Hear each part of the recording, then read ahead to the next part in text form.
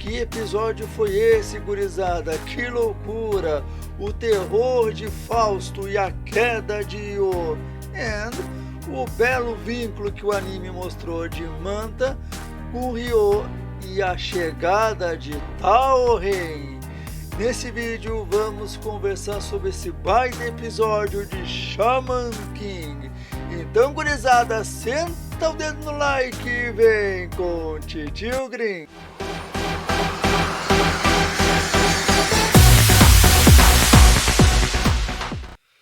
Fala, gurizada, tudo tri com vocês? Green aqui para mais um vídeo, mais uma análise de Shaman King. Mas antes do vídeo vou ter que ser um pouco chato, como sempre, na verdade.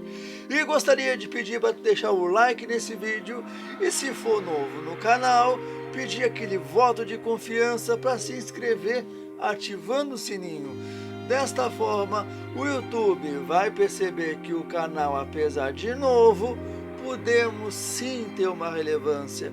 Desta forma, o YouTube pega o nosso vídeo, pega o nosso canal e joga lá para cima. Te agradeço muito por apoiar canais novos e criadores de conteúdos novos. Eu sei que é chato, mas é a única maneira que eu tenho de fazer tu me ajudar a crescer cada vez mais. Eu conto muito com teu apoio. E se quiser me seguir no Instagram, marco.green90 vai estar aí embaixo. Bom, gurizada, depois da minha sessão de descarrego, né, agora vamos pro vídeo. Eu sei que é chato, mas como estamos alcançando a monetização, eu preciso fazer isso para ajudar o canal a crescer, né? Então, compartilhe esse vídeo e vamos juntos crescer cada vez mais.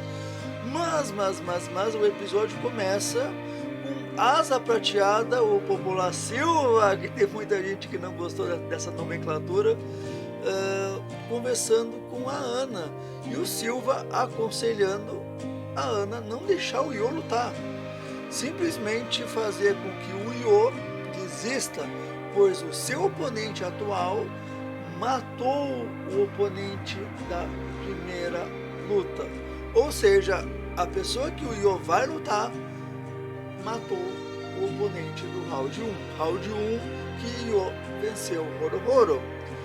E a Ana fala que não tem problema, basta o Io vencer que tudo estará resolvido.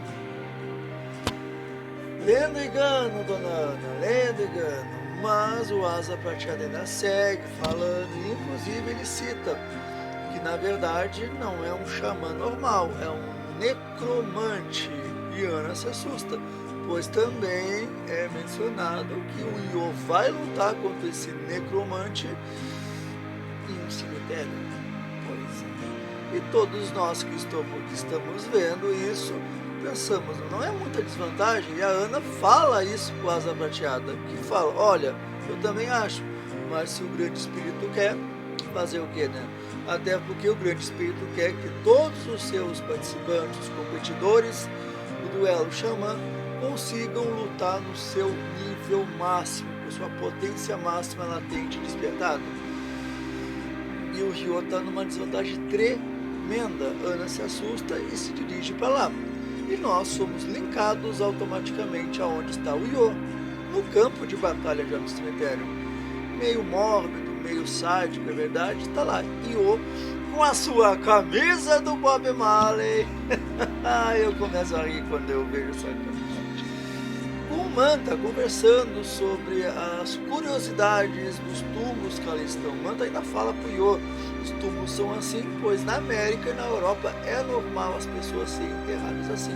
E lembrando que no Japão é totalmente diferente o sepultamento, etc. Na verdade, na Ásia, né, não é restrito apenas ao Japão.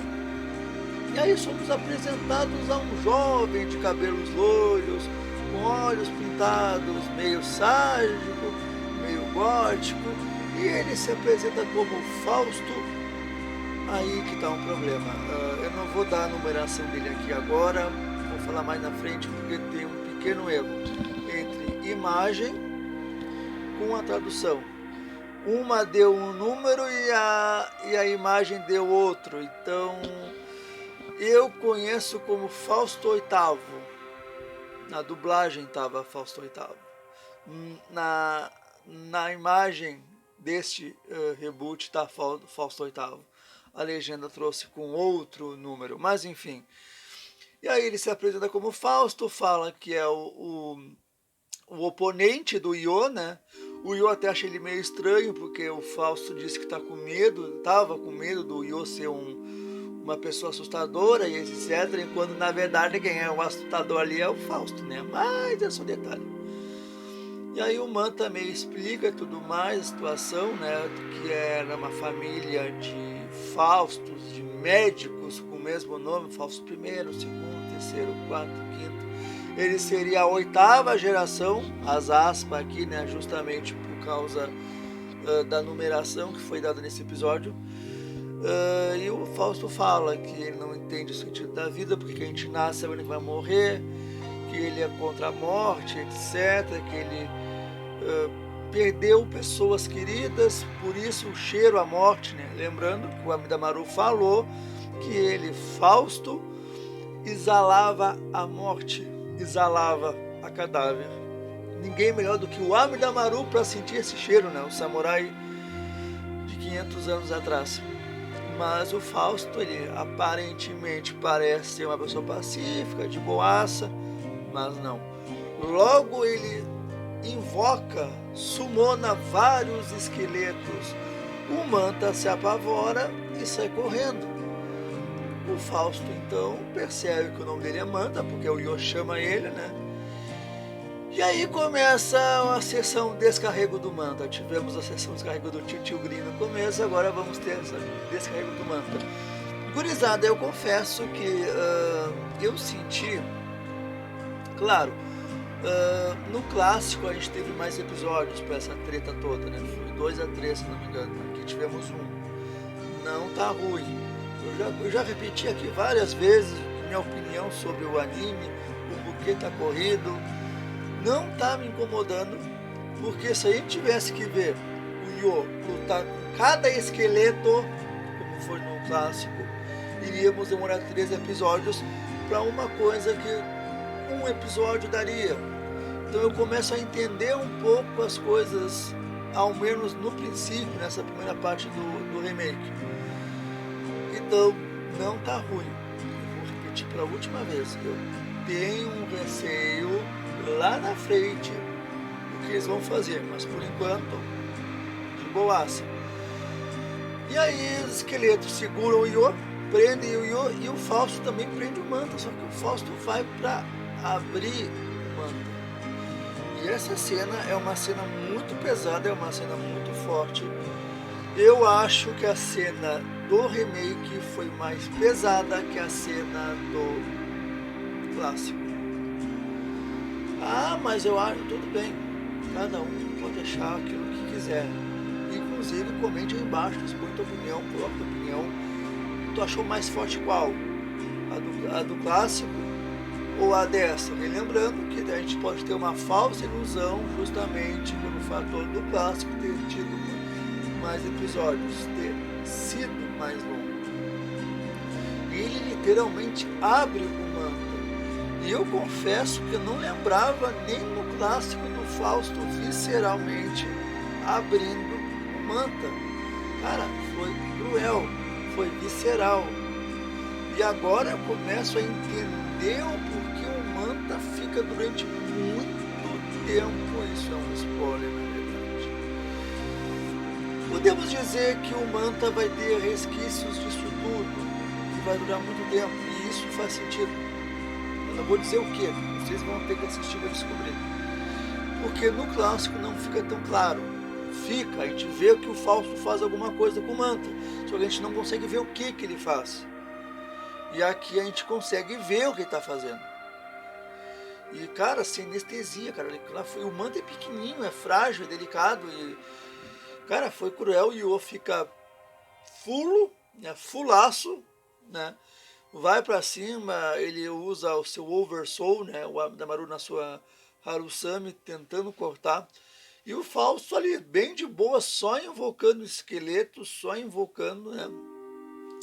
E lembrando que o Asa Prateada tá ali já, o Asa Prateada ali conversando com seu espírito, né.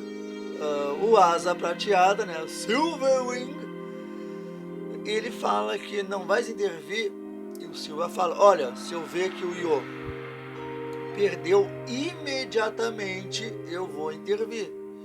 Então ele estava ali para proteger o Iô, na verdade, né? Porque eu queria que o Iô perdesse. E lembrando que nesse esquema de batalha são 3 lutas para cada xamã, e o xamã tem que vencer 2. Ele pode perder uma. Enfim, a luta vai se desenvolvendo, a gente percebe que o Iô está perdendo o poder. A Ana chega, ela explica o contexto do Iô, o porquê que o Iô está tão envolvido e empolgado e determinado a salvar o Manta. O que o Manta é e representa para o Iô? O Iô, como todo mundo sabe, ele é de uma família de xamãs, os Asakura, e eles são tratados como demônio. Todos os xamãs, muitos xamãs são tratados assim no Japão, e até mesmo fora do Japão. E as crianças da faixa de idade do Iô não se aproximavam dele, justamente por ter medo. E criança é uma coisa que não sabe mentir. Então, a forma que elas excluíam o Iô era bem complicada, era bem tenso, era bem pesado. O Iô não tinha amigos. A Ana fala que o primeiro amigo do Iô é o Manta, o primeiro amigo humano. E por isso que o Iô se apegou ao Manta. Lá no episódio 1 ele ajudou o Manta a vencer o Ryu. Tudo aquilo que a gente já viu até aqui, a ligação dos dois. Então foi um desenvolvimento da amizade do Link, do Manta com o Iô, né? A Ana ainda fala que o Iô está se distanciando dela, no sentido do Iô estar voando. Até então era a Ana que controlava ele. Ali o Fausto revela o seu verdadeiro Oversoul, que é a sua assistente Elisa, que na verdade é seu grande amor, sua noiva. Ele fala que eles tinham um passado bonito, que ela cresceu com uma doença, 20 anos depois ela curou-se da doença, só que ela foi assassinada por alguns bandidos. E aí o Fausto meio que se enlouqueceu, entrou nesse processo de tentar trazer de volta, abominar a vida, abominar a morte, etc. Aquela loucura toda, que porque vivemos nós vamos morrer. Que ele pereceu perante a morte. E aí ele trouxe o cadáver de Elisa, mas aquilo ali não é a Elisa, é simplesmente um esqueleto, que pode ser dela, mas com a energia chamando Fausto. Pois se fosse Elisa, ela se comunicava, ela falava, assim como o Basson com o rei, como o Kororo com o Koromoro, assim como a Damaru com o Iô. Isso não acontece com Elisa, inclusive pelo poder de cronomante do Fausto. E aí eles estão lutando, o Iô vai tomando uma sova atrás da outra, e ele concentra toda a sua energia espiritual na ponta da espada. Calma, gurizada, que eu já vou falar da numeração dada por Fausto. Tivemos alguns erros, provavelmente, mas Iô chama a Elisa de marionete. O Fausto fica louco, porque no fundo ele sabe que aquela Elisa ali nada mais é do que uma marionete. Ele diz, enlouquece, eu vou dizer o palavrão aqui, mas o Iô consegue cortar a Elisa ao meio, só que esse golpe custou toda a energia do Iô. Ele cai quase desacordado, o Fausto cai de joelho, só que o Fausto ainda está com seu Oversoul ativado, e o Iô perde a queda do herói xamã. Fausto é declarado vencedor, e aí tivemos um belo discurso do Amidamaru, que o Iô está em franca evolução, franca ascensão, pois ele está evoluindo e tendo pensamentos próprios. Ele está saindo daquela bolha de apenas se tornar o rei xamã para viver bem. Ou porque ele é despreocupado, ou porque ele é relaxado demais, porque senão ele ia ser só um idiota, como diz o Amidamaru, né? Que ele estava ali para se importar, para não deixar que a solidão domine o mundo. Porque ele e o Sakura sabem o quanto dói a solidão e a tristeza. Mas não paramos por aí, o Fausto se levanta loucamente e invoca uma fodendo muralha de osso, puro cadáver, e fala que vai matar o Io, mesmo ele, Fausto, sendo o vencedor, né, declarado vencedor. Aí vai o Asa Prateada, vai todo mundo tentar parar a muralha de osso. O Ren aparece, mas ainda como um babaca, né? Ele tá ali porque ele não quer que o Io morra, pois ele será a pessoa que vai derrotar o Io. E ele já dá aquele spoilerzinho maroto que ele, o Ren, será o terceiro adversário de Io Sakura. E basicamente foi isso. E agora, para encerrar o vídeo, vamos falar sobre a numeração de Fausto. No encarte que aparece no meio do episódio, que eu coloquei aqui inclusive no vídeo, está Fausto oitavo, V, 3 pauzinhos. O V é o 5, 6, 7, 8. A legenda inteira da onde eu vi estava sétimo o tempo inteiro, Fausto sétimo, e eu não entendi. Na dublagem que eu lembro era Fausto oitavo. E cá estou eu, gurizada, para perguntar para vocês. Cara, o Fausto dá um mistério nesse Fausto, gente. É o sétimo ou Fausto oitavo? E o Fausto está numa cadeira de rodas a abertura inteira. Talvez agora esteja explicado. O Ren, ele corta justamente as pernas do Fausto. As pernas. A foiçada do Ren foi nas pernas. Isso pode explicar o Fausto ficar cadeirante. Coisa que no clássico não aconteceu. O Fausto tinha 2 pernas lindo, saltitante até o final do clássico. Mas enfim, gurizada, eu quero saber de vocês o que acharam desse episódio de Shaman King.